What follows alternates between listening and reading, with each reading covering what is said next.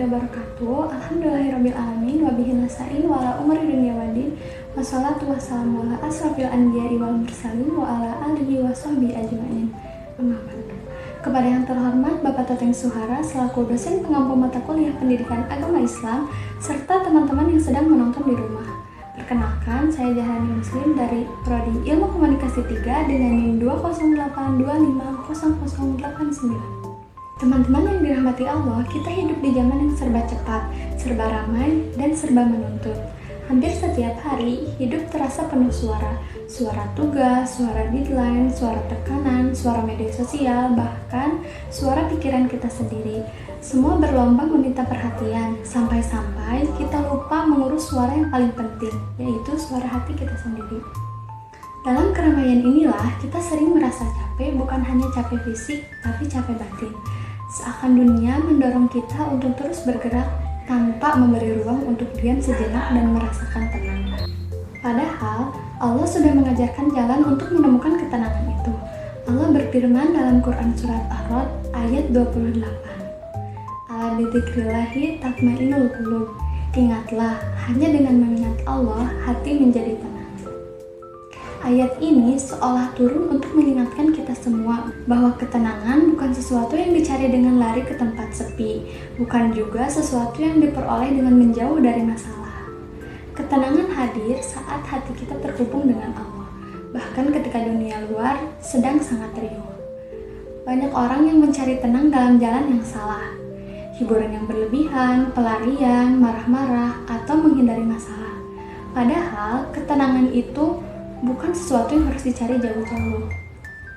Ia hadir ketika kita kembali kepada Allah melalui yang pertama, tenang itu ditemukan dalam sholat yang kita jaga. Sholat bukan hanya kewajiban, sholat adalah tempat kita pulang. Ketika hidup membuat kita kewalahan, saat sujud adalah momen kita meletakkan seluruh beban di hadapan Allah. Banyak orang bertanya, "Ustaz, kenapa hati saya gelisah padahal saya sudah sholat?"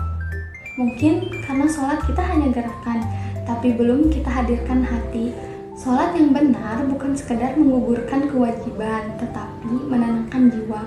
Dalam sujud, kita berkata dalam hati, "Ya Allah, Engkau maha mengetahui apa yang aku pendam, tenangkan aku."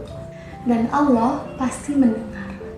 Yang kedua, tenang itu datang dari zikir dan doa. Zikir bukan hanya mengucapkan kalimat tasbih atau tahmid, tetapi menghidupkan kembali kesadaran bahwa kita tidak sendiri. Ketika hati resah, ketika pikiran berantakan, ingatlah Allah. Sebut namanya dalam hati. Katakan, hasbunallah wa ni'mal wakil. Kadang masalah tidak langsung hilang, tapi hati yang berubah menjadi lebih kuat, lebih lapang, dan lebih teguh.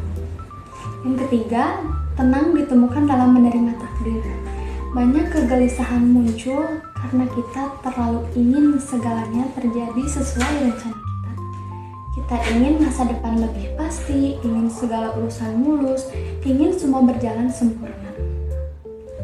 Padahal ketenangan hadir ketika kita mampu berkata, apapun yang terjadi, Allah sudah menulisnya dan Allah tidak mungkin menulis keburukan untuk hambanya. Ridho bukan berarti pasrah tanpa usaha. Ridho artinya kita berusaha sekuat tenaga lalu menyerahkan hasilnya kepada Allah tanpa memaksakan kehendak. Yang keempat, tenang muncul ketika hati bersih. Ketenangan hati sangat terkait dengan kebersihan hati. Selama hati masih penuh iri, dengki, marah, dendam, dan membandingkan diri dengan orang lain, tenang tidak akan datang. Media sosial membuat kita sulit tenang karena kita selalu melihat hidup orang lain lebih indah. Padahal setiap orang punya ujian yang tidak tampak. Hati yang bersih membuat kita mudah bersyukur, dan rasa syukur menghadirkan ketenangan yang tidak bisa dibeli oleh apapun. Dan yang terakhir, tenang hadir ketika kita dekat dengan Al-Quran. Al-Quran adalah obat untuk hati yang gelisah ketika hidup terasa kacau. Membaca atau mendengarkan ayat-ayat Allah dapat membuat hati kembali stabil.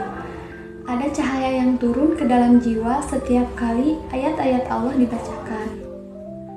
Teman-teman yang saya cintai karena Allah, yuhnya dunia tidak akan pernah berhenti.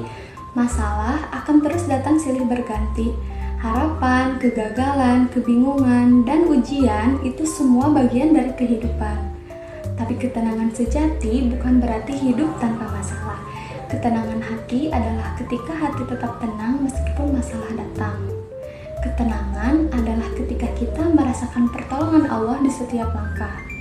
Ketenangan adalah ketika kita yakin bahwa apapun yang Allah pilihkan adalah yang terbaik. Jadi, daripada kita terus mencari ketenangan di luar, mari kita bangun ketenangan dari dalam dengan memperbaiki hubungan kita dengan Allah. Akhirilah dengan doa, mulailah hari dengan syukur, hiasilah hidup dengan zikir, dan tenanglah karena Allah selalu lebih dekat daripada apa yang kita bayangkan. Cukup sekian yang bisa saya sampaikan, mohon maaf bila banyak kesalahan. Assalamualaikum warahmatullahi wabarakatuh.